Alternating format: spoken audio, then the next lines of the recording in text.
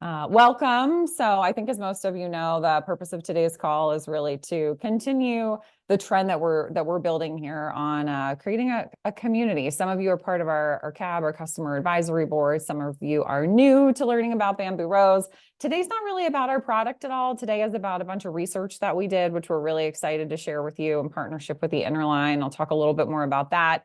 It centers around supply chains and sourcing strategies. There's a huge report. Melissa, if you want to drop the link in now, you can, and then we'll come back and share that with you guys later as well. So, all right, we got to get to the right screen here and moving forward. For those of you who don't know me, I'm Jen Schiffman. I'm the Chief Marketing Officer here at Bamboo Rose, and content and research is near and dear to my heart. I actually did a stint at GlaxoSmithKline back in the day in their market research department, and bringing trends forward to you guys is a critical element of what we do to help keep you informed. And I'm joined today by my friend Jeff. Go ahead, Jeff. You can introduce yourself. Yeah, sure. Thanks, Jen. Hey, I'm Jeff Fedor. I'm the Chief Product Officer here. Definitely trends heavily influence our roadmap and what were the problems we're trying to solve as well. So excited to chat about some of the things we saw in this research report. Thank you, Jeff. So we'll, Jeff's laughing. We'll talk about the data. First, I wanted to ground people in kind of what that audience of respondents looked like.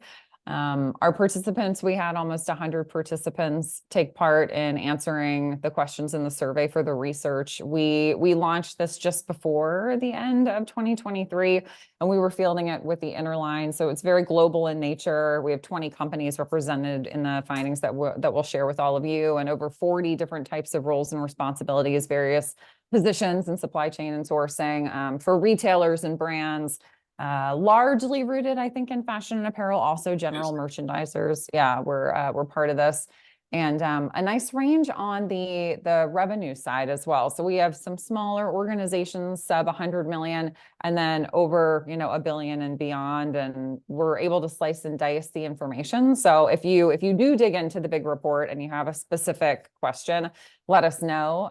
But we wanted this to be broad and to cover the areas of interest for companies of different sizes and all around the world. So we're excited about the breadth of the data that we're about to share with you today.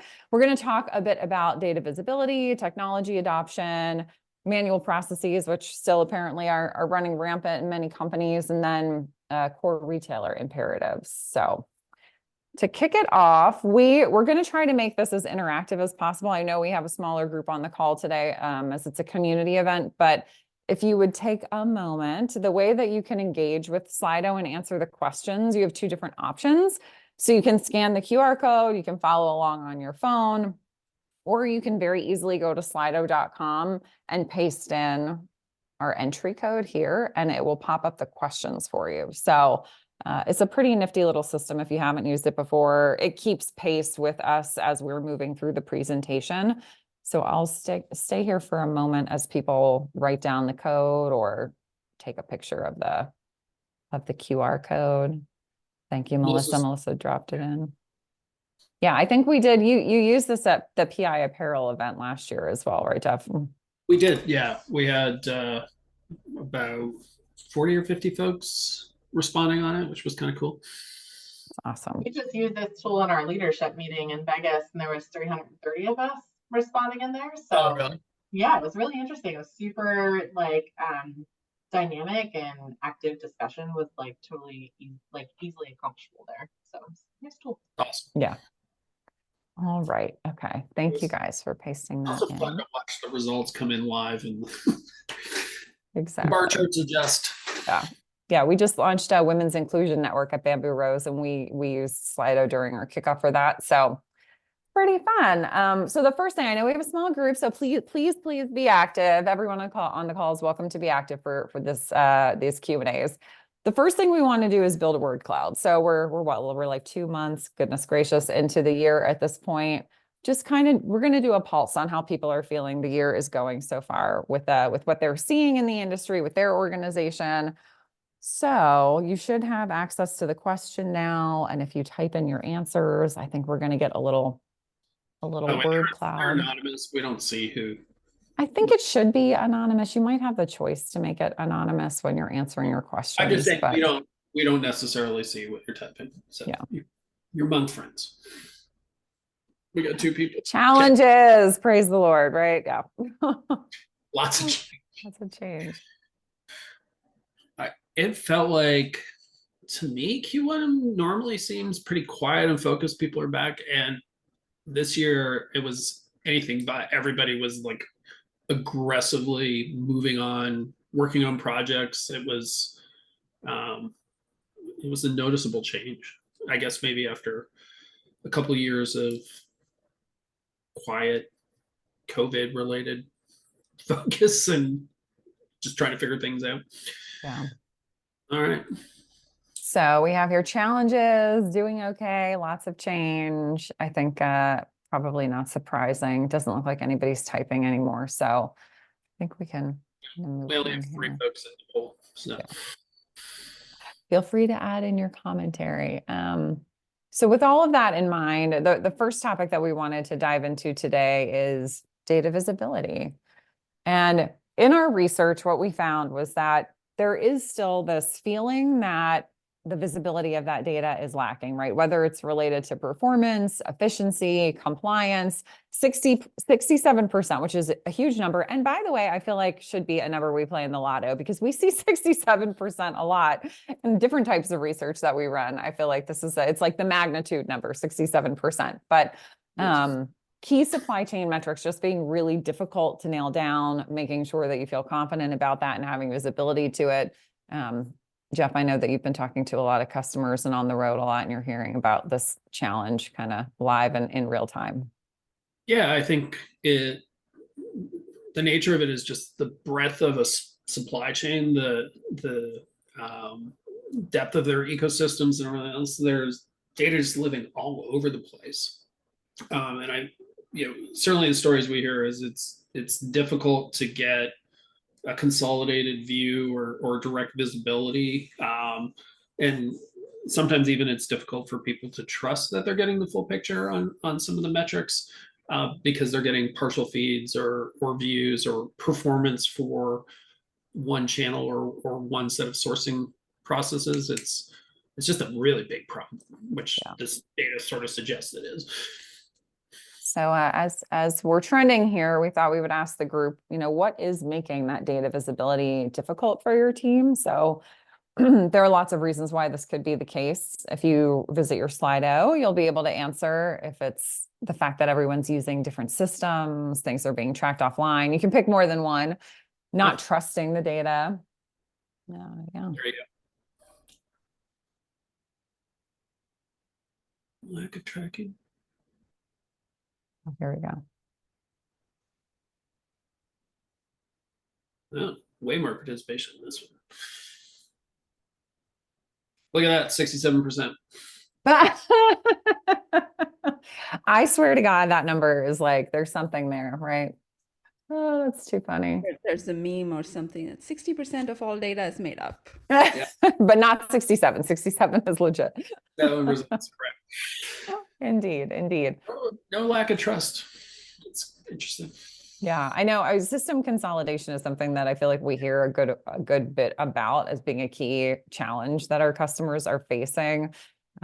Jeff, what are you hearing? Yeah, I think that although we have a non-statistically relevant sample set here, true. I would say this is pretty much mirrors what I hear in talking to customers and prospects. The challenge, of everyone using different systems, and that, especially if you're starting to try to get down into your not just your single supply chain, but your second or third tiers as well. There's it's a exponentially growth pattern in the systems that are involved in trying to share data across, and there's also trust issues across your supply chain too. Yeah. We were hoping to get some audience participation. I'm wondering, Mercedes, since you've been kind enough to put your video on, if you would be willing to kind of chime in and either talk about the wins or the challenges that your team is facing when it comes to data visibility. Yeah, sure. So I think it's pretty similar to what Jeff had said. It's like we do have a ton of data that exists across multiple systems, but it's like based on whoever the receiving party is, it will depend on what it is that they're seeking, right? And so what we may be considering it as one data point in our system is something totally different in another. Like margin, for example, is one of those things, right? In our business, when we look at what is the margin that we're accomplishing from a production perspective, and then what's the margin that we're accomplishing from a selling perspective, because they're entirely different, but both of them very relative. So it just kind of depends on who is the receiving party of the data, and then how are we going to use that in conversations and meetings, because the one thing about these statistics is that leaders in companies typically like to really grab onto that one statistic that you share, right? And then they share it across the board as well. So we're always really cautious about what is the source of the information that we're sharing? How consistent is it across the different systems? The two items that I marked here as far as difficulty is for sure the use of different systems, and then everything is tracked offline. Because typically for us, like I mentioned, we're pulling data from here and from here, and then we're marrying it together. And hopefully what we're doing with manual interpretation is giving the right information back to the receiving parties.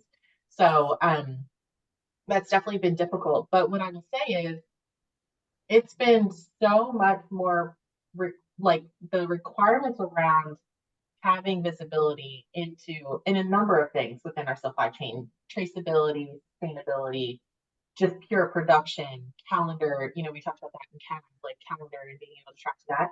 Yeah. It's so heightened now coming out of the pandemic with just needing to have that information readily available. So it definitely has become a different animal in its own, just providing that level of visibility. Have you had any sticky situations where there's been a lot of controversy that's led to any change in the way that you pull that information together, or so far just trying to be really cautious with it? Yeah. Before the beginning of 2023, we didn't have a good outlook on where goods were at any given time for a period of time outbound, right? So we were only looking within that month. We could say, here's everything that we know is in transit or on a ship, or we know is going to book, and here's what we can expect to receive. And we can only do that for 30 days at a time. Well, over the last year, the teams have fine-tuned that layer of visibility into 180 days out. So that gives us a ton of options between labor in the warehouse, financial receipt plans, making sure we're hitting those, right? Making sure we have plans for accounts payable, so they know what to expect from a bandwidth and resources perspective. So again, it becomes all these different users once you give visibility to it. The problem is, because it's manually manipulated data, it can be wrong. Things can go wrong. You know what I mean? And a sticky situation would be saying something like, we plan to receive in $10 million of product this month, but we actually received in 15. Okay, well, that extra 5 is going to bog down a whole bunch of other workflows across our organization that we have to be super, super cautious about. So it's what we've been able to do has been extremely helpful in our business, but it's sticky too, because it's at the end of the day, it is people in an Excel spreadsheet, like the report had said, exactly the tools that are being used to give us visibility into all of that product in transit, what we can expect. Yeah. Excel, the number one competitor to every enterprise solution. I know. I can't. Yeah. Go away. It will never go anywhere. It's just such a helpful tool when used right, Correct. Yeah. I feel like we could have a whole session just on discussing the organizational dynamics around Excel. Well, thank you. Thank you, Mercedes, for sharing. And we have some other quiet participants. We welcome you to interrupt us or jump in as well. Okay. All right. Let's move on to our next topic here. So technology adoption.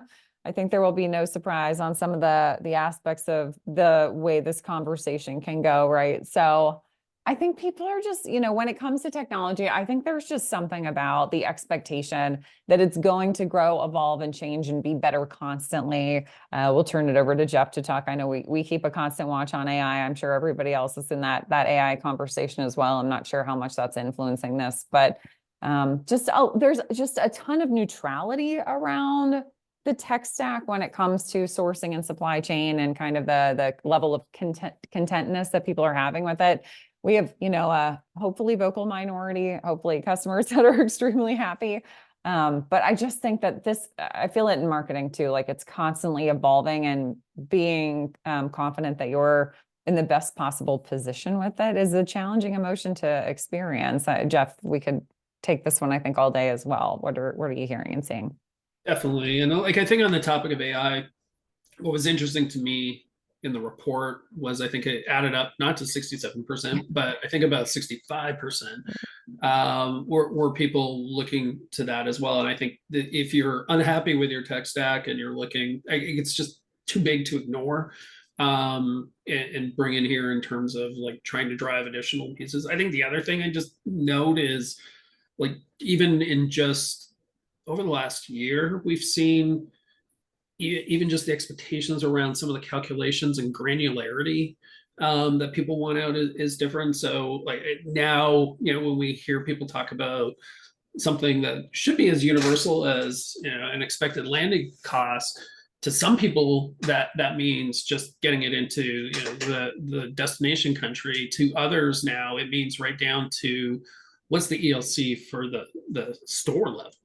Right. And so there's just growing, and I think that ties back to what Mercedes was saying too, right? Just a bigger appetite for more control and visibility is just pushing a lot of systems to new levels that maybe aren't all fully there yet. So, and you got to get people to adopt too, right? Which is the whole other thing, which leads into another question, but I'm not going to all the change management, right? All right, well, let's hear where you guys are feeling the most pain. So is this kind of around design and development, sourcing, supply chain? You can choose as many as you want. If you have no challenges, we got to do a deeper dive on that. Hopefully everything is not a total mess, but we'd love to hear where you're challenged. Anybody in no challenges is an immediate case study. Yes, exactly. We'll sign you right up for that. Melissa's taking notes. She's standing by. More 67%. Maybe there's something about this particular sample size that is going to predispose us to 60. Yeah. So we'll let these 67s ride, but it's the blessing and the curse of small group discussion. So hopefully everybody's getting something out of it here. Design and development, supply chain, sourcing low on the sourcing side, which makes me happy. So that's feeling good. I think the other thing is sometimes it's hard to separate design and development from sourcing as well. Like it's circular, right? It can influence what you're designing and developing pretty significantly. Yeah. Mercedes, is there anything that you can share about the answers that you've provided and where you guys are kind of focusing your efforts to alleviate that pain? Yeah, sure. So like from a sourcing perspective, I agree, Jeff. It is definitely like hand in hand, in the retail world when we're designing and developing goods. But typically, we've narrowed down our supplier base so significantly to be really strategic around who our partners are, right? And they're a good match for us. We're a good match for them. We've walked away from the idea of like, having this very broad spread out sourcing strategy to being very, very refined. So to me, from a technical perspective, we're pretty good there. Like, we're using our WIP reports to manage production. We have constant communication with our factories. I'm sure we can improve some processes there, like on communication and having more of like that chat functionality than like a gazillion emails in our inboxes every single day. But, I think the biggest opportunity for us is in the design and development space. At the end of the day, development and execution of styles and tech packs really becomes a data entry item. Right. And while it is incredibly important for that PD specialist to have insight and like an owner's mindset around what their product is and the information that they're plugging in there, it's still data entry, which means it's very dependent upon the person that's entering the data. And I think that there's like a lot of opportunities specifically with tech that can help us like alleviate some of those issues, right? Like there's so much smart learning happening right now in AI, like in generative AI. There's no reason why half of that information can't be like predetermined. You know what I mean? Like if you know what a product is and it's the same product season over season, it should be able to answer those things for you without having to like manually enter and data. Not so much that we would want to, you know, alleviate the need of a PD specialist, because that's still incredibly important in our business. But to help with the checks and balances would be huge, right? So that's a piece that I think is a big pain point for us. Our designers don't use tech much, right? Like they're very hands-on, physical product design oriented. For sure, they're using, you know, AI and they're creating sketches and that stuff is happening. But from a technical perspective, they're really not involved. No, both not in like standard tech stacks or within PLM specifically. So it's really just around like our development piece. Yeah, Right. I think the comment that you made at the beginning of what you just said around having a smaller supplier base is not something that we're 11 a.m. frog voice hits again. I'm just going to power through it. That's something that we saw in the findings for the research report as well. We're not diving in, but it's like 30 pages, you guys. So it's good stuff. Like definitely take a look after the fact. But it seems like that consolidation is helping a lot of businesses feel like they have a better line of sight to what those outcomes are going to be related to the supplier element. And that is definitely a trend that we saw in the research as well. And we're seeing it out in the field too. Yeah. And it's even more interesting because a lot of our customers are multi-brand, and so that feels, I think that focusing down has been amplified by that as well. So it's even more extreme of a focus, which is super interesting. Yeah, in our world, right, we're being forced to do more with less Right. everything, right? Less resources, less systems, less people, like all of it. So it's really pushing the envelope around what can you do with what you have, and breaking down that supplier base is a huge piece of that. You go from communicating with 60 different individuals to communicating with 10, right? And that 10 is very consistent. They're servicing your business. And it's like that across all spectrums of our, you know, supply chain from inception through delivery. So it's been a really interesting shift over the last, oh my gosh, 5 years. So Yeah. Time goes fast. yes. All right. Well, we'll keep moving along. I think we're making good time here. So manual processes, we could talk about this all day as well.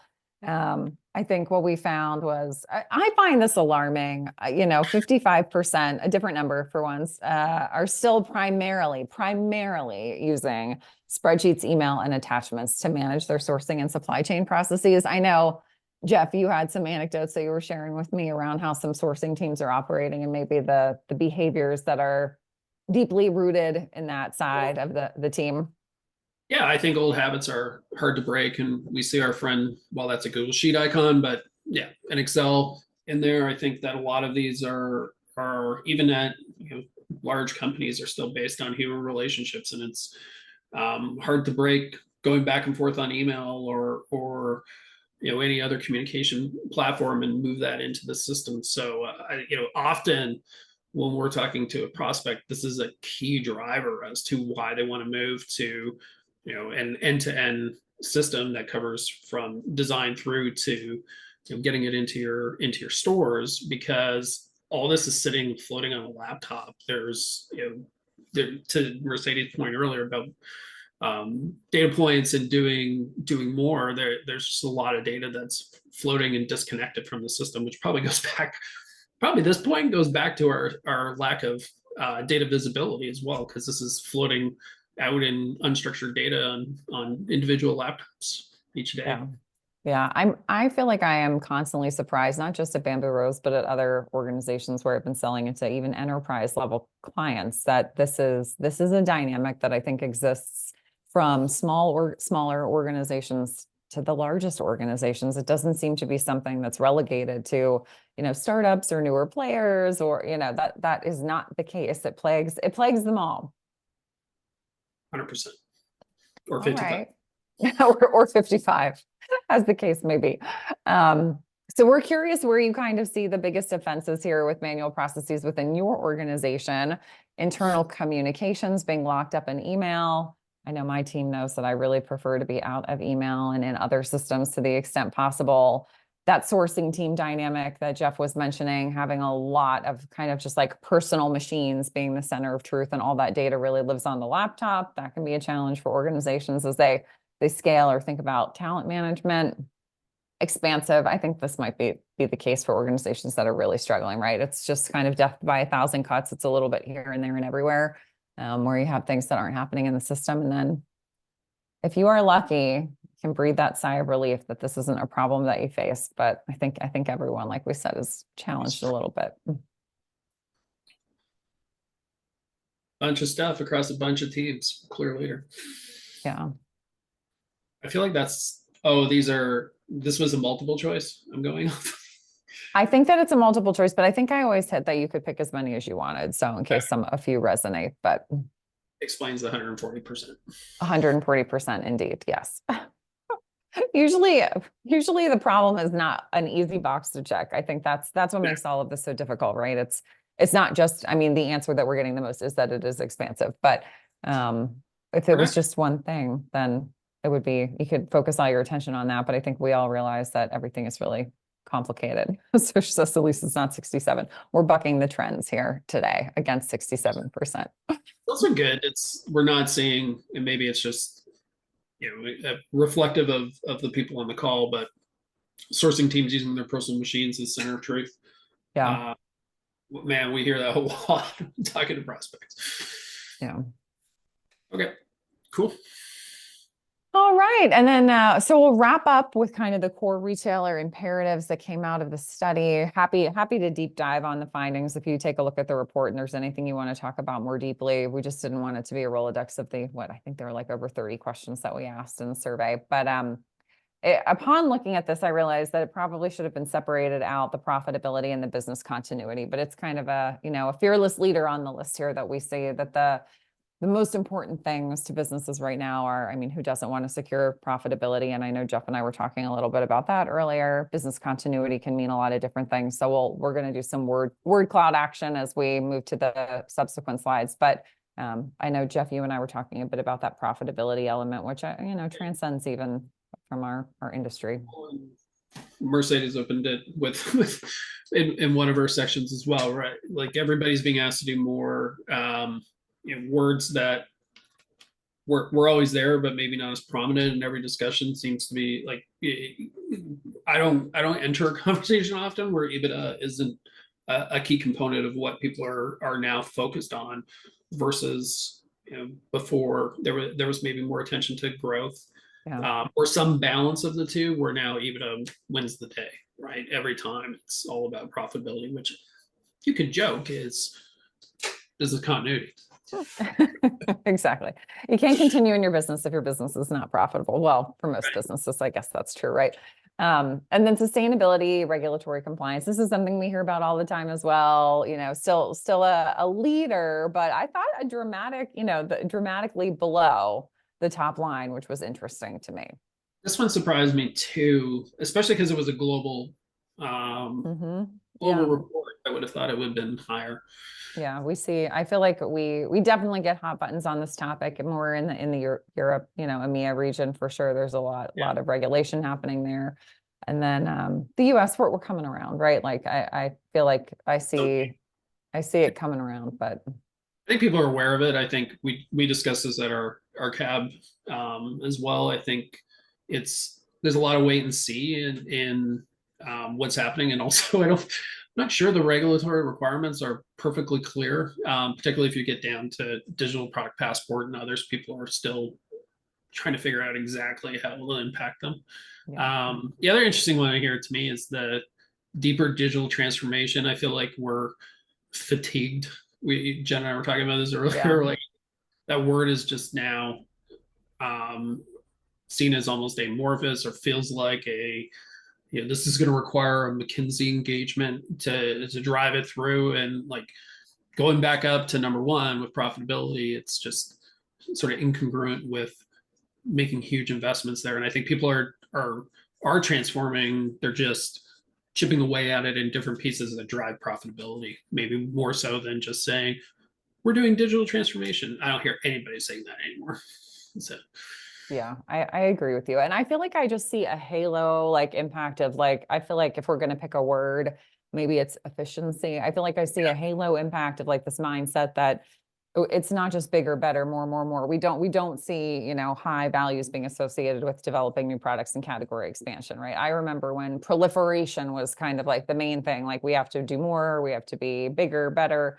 But now I think it's, you know, and that ties right into the idea of digital transformation. I think that word feels very heavy. It feels really big. It indicates that you're going to have kind of a Herculean effort behind something that's going to happen within your organization to make that change. And what I hear customers wanting is meaningful change that will drive efficiency and is something, you know, for bigger organizations, clearly it's going to be a task to undertake and a significant workload for those organizations. But if they can be focused, if it is going to drive efficiency at the end of the day, those are the projects that I think end up getting prioritized, not maybe those beautiful big blue sky projects that people were once tackling with more vigor.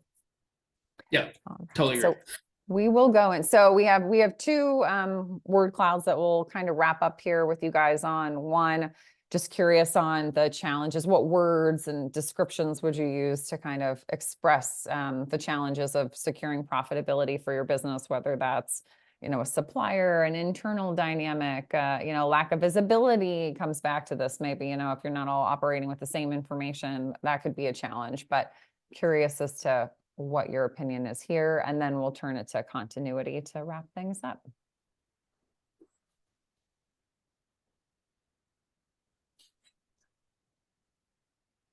Melissa says we have a question. Melissa, do you want to ask the question? I can't see the Q&A right now, but if you tell me, we could tackle that while we're waiting for this. Yes. I believe the name is Mahimnes. I'm sorry if I pronounced that wrong, but No, that's one spot reason. on. Oh, let's hear directly from you. Oh, yes, here we go. We got an off mute moment. Let's go. Yeah, my apologies for being off camera. I'm a little sick, so We hope you feel better. Thank you for coming. Go ahead. not at my most presentable today. But my question was that one of the key reasons in my mind for stickiness of tools like Excel could be just their universality and you know how ubiquitous they are. Also, companies might look at it from a perspective of saving any onboarding time or cost for new employees. So I was wondering, is educating and onboarding new customers to a new tool or system like Bamboo Rose a challenge for the company? If yes, how do you go about kind of mitigating that challenge or kind of, you know, relaxing any fears of onboarding time or cost that companies may have? Yeah, I think it's always a challenge. Like any type of change management is a challenge to your point, and you're right on. Like there's so little friction to just whip out an Excel spreadsheet that, yep, you continue to see it. And certainly Amber Rose exports and imports Excel as well, so it's a portable format. But I think, you know, one of the reasons we recently, and Mark is here on the call as well. We recently acquired a company in the UK called Supply Pilot, which is, you know, one of the key use cases they have is in the training and onboarding the supplier community into tools like Bamboo Rose or other PLMs too. And it's a big problem, right? And finding ways to do that don't require or I'll just say it another way, it's easier to say, is asynchronous, and also, you know, moves people towards why this is important for them and how they can get value out of it.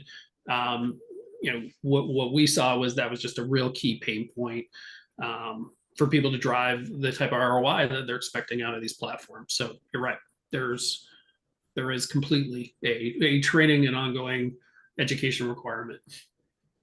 Oh, and so she's pointing out we have a whole webinar dedicated to this. So She beat Thanks me for to the punch. She beat me to the punch. That's like the big finale. It's a great question though, and I think it's a topic that has to be addressed for the internal team, the team Yeah. that you have that's going to be working in the system, and that's certainly something that we tackle through the services engagements and getting people on board with Bamboo Rose. And then when it comes to the supplier side of the fence, Mark, I asked our team members that would join the call to not speak up, but Mark, we're going to call on you. Do you want to add something? We'll allow it. Yeah, no problem. I totally see the challenge between Excel and its ultimate freedom, Yeah. but it can create a problem being that free and open, because that means everybody can do anything to it and it's not really scalable. And at Supply Pilot, we try to take the benefits of that flexibility, but put just enough constraint around it so that the data ultimately becomes useful for the business. And it's finding that balance, but we're agnostic to what we can collect. Yeah. And but it is shaped in a database. And it's a very fine balance between agnostic and letting it do anything in Excel and control and it being Yeah. useful to your business and consistent. And we're trying to kind of straddle that line at Supply Pilot. Awesome. That was a nice little teaser. Come back on April 11th, friends. Come back on Absolutely. April 11th. I'll talk more about it then. Thank you, Mark. We appreciate it. Thank you for the question. Yeah, if there are other questions, definitely pop those in. Yeah, thank you.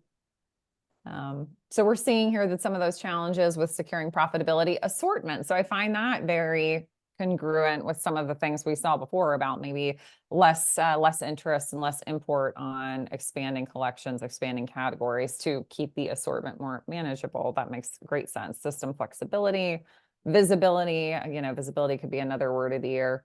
We should be like Pantone, except we'll come up with a word of the year for our customers.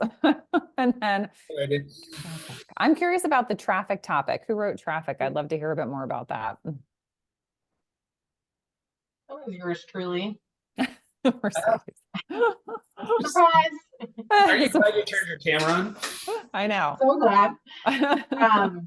Yeah, no, I mean, I think like, the consumer is changing, right? How they shop, where they shop, how frequently they shop, so when we think about profitability, it's beyond product, right? It can be, you can have the perfect product in the right place at the right time. But it's really about making sure that consumer comes in the door to shop with us, right? And then that, they have a great experience while they're there. So for us, that's all the way across, in our world in sourcing, that means collaborating with our visual team way further upstream. It means collaborating with our marketing team way upstream. If we're developing great product, but no one knows about it, that's not going to help us secure any profits. So, a lot of that, it's a total shift in dynamic in the way that we have historically done business. And so it's been, but it's been great. We've definitely seen the fruits of the labor there. So. Yeah, absolutely. The profitability dynamic extends well beyond the scope of our conversation, for sure. Yeah, for sure. And I know Jeff's like, hey, marketing team, get these great products out into the world. So we feel it here too. No pressure, no pressure.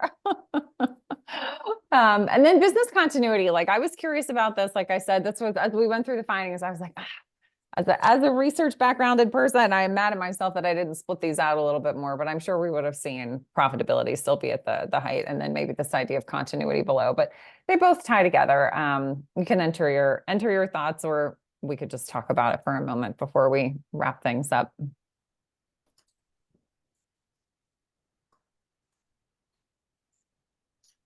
I will admit, I don't, and it's probably just the nature of the conversations I have. I don't get a lot of business continuity conversations. I get a lot of, unless this is interpreted as like supply chain resiliency, that I hear a lot about. Yeah. Which I guess maybe I'm being too rigid in my definitions. Yeah. I don't know. This will remain the enigma of the findings. So we'll have to dig into it a little further.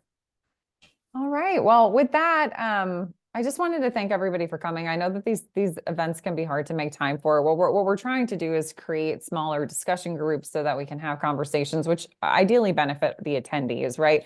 It's helpful for our team to hear what you have to say and what the challenges are that you're facing. In turn, we want to provide, meaningful research and thought leadership back to you. So the report is lengthy. If you manage a team, maybe push it over to them and ask them what they think about it, and they can bring the most interesting findings back to you. we did put, thank you, Melissa, the report link is in the chat now as well. But before we wrap up, I just opened the floor if there are any other questions that we haven't addressed or any kind of final thoughts, either from our team or for the attendees. No, just no thoughts, but thanks so much for putting this together and showing me the report and stuff. There definitely was some really interesting pieces of feedback in there that, if nothing else, just give us the backbone that we're not alone in a lot of these things. So like that feels really good. You know, especially with, you know, the subset of participants that you had as part of that study. So really great information, and we'll see how it looks, you know, throughout the year and what we can do to continue to drive through some of these challenges. Well, thank you, Mercedes. We appreciate that. I think people usually feel the same, right? Like there might not be something that's completely earth shattering, but you're like, yeah, I see my business in there. I see my business in there. We are not alone. It's that validation and just making sure that you keep the pulse on what's going on. So our hope is that this will be something that we can do annually so we can kind of benchmark where things are changing and how it evolves over the coming years. We've given you the link in chat so you can check out that full report. And as we've mentioned, on April 11th, we're going to do a community event to talk more about with Mark, supplier collaboration and management. There will be some tech demo activity that happens in that one, as well as discussion. And we hope you can join us. So I think we'll get that link out to all of you. We have an events page on our website where you can also sign up. But with that, we made good time. We'll give you the rest of your day back. And thank you so much for being here. We'll talk to y'all soon. Bye, everyone. Thank you so much. Take care. Bye-bye. Take care. Bye.